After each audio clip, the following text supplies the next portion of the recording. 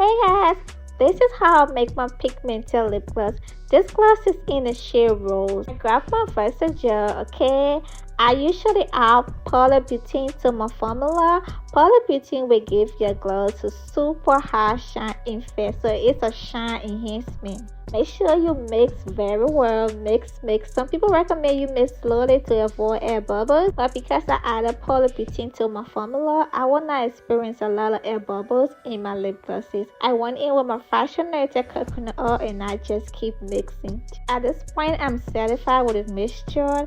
I bring in vitamin E oil. Though my lip gloss base contains vitamin E oil, I still added less than 1% to this formula. Add our pigment. This is my red pigment mixture. It's already been mixed with my two different shades of red pigment and my oil, and I just mix. One mistake I see a lot of small businesses make when they're making pigmented lip gloss, they add too much of pigment.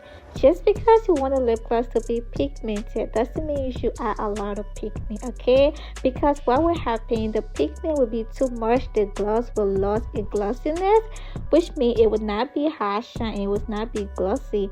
I flavored the gloss with red hot cinnamon. It was so spicy. It's almost like a lip plumper, but it's not a lip plumper, but it gives your lip the tingly. It was so nice. When I tried it, I was like, ooh, but it was also hot, but I love it.